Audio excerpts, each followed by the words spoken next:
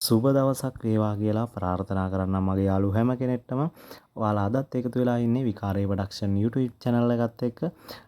මගේ YouTube channel එකත් එක්ක ඉන්න ඔයාලට අනිවාර්යෙන් ඊශ්‍රායෙල් වල අලුත්ම අප්ඩේට් දැනගන්න පුළුවන්. මතක් කරන්නම් channel එක subscribe කරන් යන්න කියලා. ඒ ළඟම තියෙන bell icon එක click කරලා notification all දාගන්න.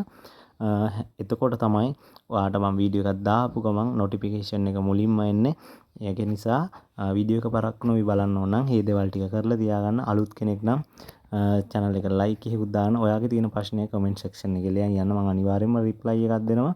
එතකොට අද වීඩියෝ එක කරන්න බලාපොරොත්තු වෙන්නේ ඔයාලා දන්නවා ඇති මේ වෙනකොට ඊශ්‍රායෙල් අප්‍රේල් මාසයේ ඉල්ලුම් කරායට ඊශ්‍රායෙලයේ රැකියාවලට අප්‍රේල් මාසයේ ඉල්ලුම් කරායට වාණිජ සේවා සහ හොටෙල් වලට ඉල්ලුම් කරායට සම්මුඛ පරීක්ෂණ කැඳවීම සිදු වෙනවා ඉදිරියේදී.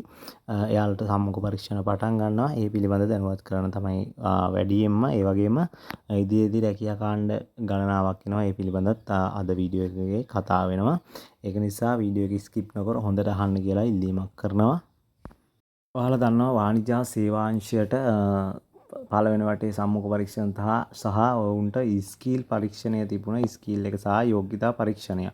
එතකොට තිබිලා මෙයාලා යෝග්‍යතා පරීක්ෂණය සමත් වෙලා තියෙනවා. එතකොට යෝග්‍යතා සමත් වෙච්ච අයට ඉංග්‍රීසි භාෂා ප්‍රවීණතාවය පරීක්ෂා කිරීමේ සම්මුඛ පරීක්ෂණයක් තියෙනවා. එතනදී අනිවාර්යයෙන්ම ඔයාලගේ ඉංග්‍රීසි භාෂාව අනිවාර්යෙන් හොඳම ලෙවල් එකකට බලනවා. ඒ කියන්නේ කතා බහ කරන එක ඔයාලට හොඳට කතා බහ කරන්න පුළුවන් හැකියාව තියෙන්න ඕනේ. ඉංග්‍රීසියෙන් ප්‍රශ්නයක් ඇහුවම ඔයාට උත්තරේ දී ගන්න පුළුවන් වෙන්න ඕන. ඒ කියන්නේ උත්තරයක් කොහොම හරි ඔයාලට දෙන්න පුළුවන් නම් ඔයාලට කියපු දේ ඒ කියන්නේ අහන ප්‍රශ්නේ එයාලට තේරෙනවා නම් මේ ඔයාට දැන් අහන ප්‍රශ්නේ තේරිලා උත්තරයක් දෙනවා නම් ඒ කියන්නේ ඒකට සමාන උත්තරයක් දෙනවා නම් chance එකක් තියෙනවා. හරිද? කියන්නේ ගොළු වෙලා ඉන්න එපා.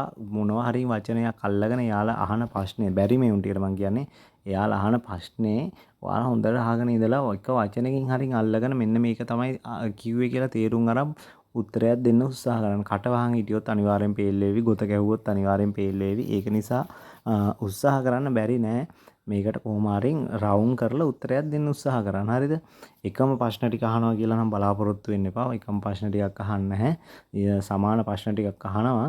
හැබැයි එක එක ඉන්ටර්විව් බෝඩ් වල එක එක විදිහට තමයි අහන්නේ.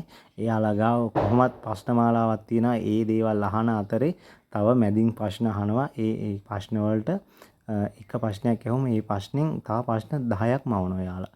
ඒ ප්‍රශ්න අහගෙන ගිහිල්ලා අහන්න හේතුව ඔයාගේ පෞල් පසුබිමවත් ඔයාගේ මේ දැන් කරන රැකියාවක්වත් ඒ දේවල් බලන්න නෙමෙයි අහන්නේ. ඔයාට ඉංග්‍රීසි කතා කරන්න උත්තර දෙන්න පුළුවන්ද කියලා තමයි යාළුවා පරීක්ෂා කරලා බලන්නේ. ඒක නිසා හොඳට ફોකස් කරන්න ඉන්ටර්විව් එකට මේ දවස් ටික හොඳට ප්‍රැක්ටිස් කරන්න. ඒ වගේම තමයි හොටෙල් වලටත් ඒ විදිහටම තමයි හොටෙල් වලට ඇවිල්ලා තියෙනවා. යාළුවගේ ලෙටර් බාර දෙන්න, ඒ ඩොකියුමන්ට් බාර දෙන්න එන්න කියලා. එතකොට ඒ ඔයාලා හරියට ඩොකියුමන්ට් ටික අරගෙන යන්න. දැන් මේ වෙනකොට ගොඩක් අයට සේවා සහතික තියෙනවා. සේවා සහතික තියෙන අයට ඉංග්‍රීසි පාඨමාලා කරලා නැහැ. ඉංග්‍රීසි පාඨමාලා සහතික තියෙන අයට සේවා සහතික නැහැ. ඒක නිසා හැමතිස්සෙම මම කියන්නේ සුදුසුකම් තියෙන කට්ටිය විතරක් ඉල්ලුම් කරන්න, සුදුසුකම් හදාගන්න, පාඨමාලා කරන්න, කලින් පාඨමාලා කරලා තියන්න, අවසාන මොහොතේ පාඨමාලා කරන්න අවස්ථාවක් නැහැ. ඇත්තටම කාලයම අදිනේ. එතකොට බොරු වැඩ කරන්න එපා. එයාලා බොරු වැඩ කරොත් එයාලා දන්නවා මේ බොරු වැඩක් කියලා. එතකොට ඔයාගේ ඉංග්‍රීසි කතා කිරීමේ හැකියාව වැඩියෙන් පරීක්ෂා කරලා බලාවි. හොඳේ. ඒක නිසා බොරු වැඩ කරන්නේ නැතුව හැමතිස්සෙම උත්සාහ කරන්න. ඇත්තටම මුහුණ දෙන්න ඔයාලා පාඨමාලා දැම්ම ඉඳලා ඉස්සරහට රැකියාවක් කරන්න කියන්නේ ඉස්සරහට රැකියාවට ඉල්ලුම් කරන්න ඉන්නවා නම් අනිවාර්යෙන් ඉංග්‍රීසි පාඨමාලාව වේලාසන කරලා තියාගන්න. තව පහු වෙන්න එපා. ඒ වගේම තමයි දැන් ඔයා කරන ජොබ් එකට එක්ස්පීරියන්ස් එක ගන්න පුළුවන්. එක්ස්පීරියන්ස් එකක් ගන්න පුළුවන් රැකියා කාණ්ඩෙට ඉල්ලුම් කරන්න. ඒ කියන්නේ තමුන්ට තියෙන සුදුසුකම් තියෙන රැකියා කාණ්ඩෙට ඉල්ලුම් කරන්න අනුන්ගේ අවස්ථාවක් නැති කරන්නත් එපා කියලා මතක් කරනවා. මොකද ඔයා ඉල්ලුම් කරනවා ඔයාට සර්ටිෆිකේට් එකක් නැහැ, සේවා සහතිකයක් නැහැ. ඊට පස්සේ තව කෙනෙක්ට තියෙන අවස්ථාව තමයි එතනම නැති වෙන්නේ. ඒක නිසා ඉදිරියේදී ඉක්මනින්ම වෙබ් එක නැවත ඕපන් වෙනවා. ටච් එකේ ඉන්න වෙබ් එක නැවත ඕපන් වෙනවා රැකියා කාණ්ඩ කිහිපයකට. අලුත් රැකියා කාණ්ඩ දෙකක් තියෙන වෙන්න. ඒ දෙකත් ඒවි.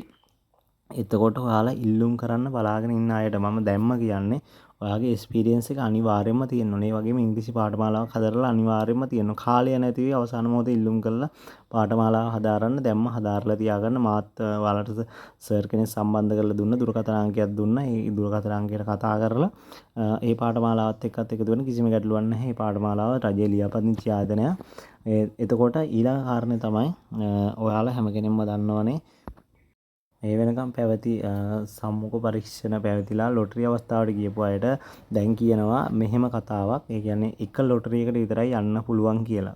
ලොටරි අවස්ථා 2 3 දෙන්න නැහැ කියලා. ඒක මහා සාධාරණයක්. ඒත් කරන්න දෙයක් නැහැ. හැබැයි ඇත්තටම මුහුණ දෙන්න වෙනවා. එක ලොටරි අවස්ථාවයි දෙන්නේ දැන්. එතකොට ඒක අසාධාරණයටපත් වෙලා ඉන්නවා මේ වෙනකොට නිෂ්පාදනාංශයේ හොටෙල් වල ඒ අයට අසාධාරණයටපත් වෙලා ඉන්නවා. මං හිතන්නේ නිෂ්පාදනාංශයට තමයි ගොඩක් අසාධාරණයක් උනේ.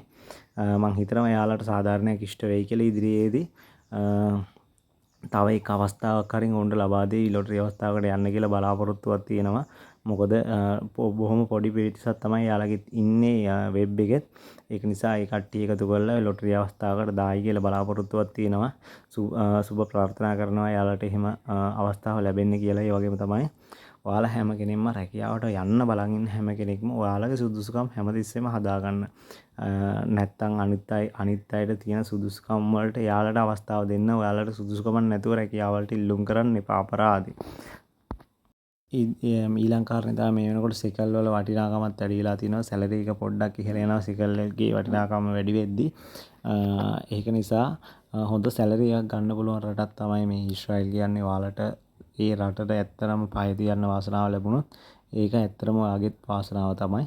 අපි ප්‍රාර්ථනා කරනවා ඔයාලා හැම කෙනෙක්ටම ඒ වාසනාව ලැබෙන්න කියලා.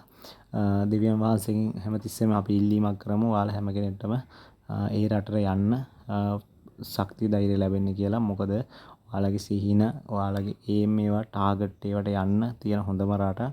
හැමතිස්සෙම මොටිවේෂන් වෙලා ඉන්න ඔයාලා මානසික වැටෙන්න එපා. එක අවස්ථාවක් නැති වුණොත් ඉන්ටර්විව් ෆේල් වුණොත් තව අවස්ථාවකට ඉල්ලන්න සුදුසුකම් හදාගෙන ඉල්ලන්න බැරි නෑ. ඔයාලා හැම කෙනෙක්ටම පුළුවන් මේ ස්ටෙප් පහු කරන්න පුළුවන්. අමාරු දේවල් නෙමෙයි. ඉස්සර සම්මුඛ පරීක්ෂණ ටිකක් අමාරුයි. දැන් ලේසි කරලා තියෙනවා. ඉස්සර දුවන්න එහෙම කිලෝමීටර් 2ක් තිබුණා. දැන් කිලෝමීටරයට අඩු කරලා බර උස්සන් යන කිලෝ 50ක් තිබ්බ කිලෝ 30ට අඩු කරලා ඒ වගේ chance ඒවා දීලා තියෙනවා. ඇත්තටම ලේසි දැන් සම්මුඛ පරීක්ෂණ. ඉස්සර මාර අමාරුයි.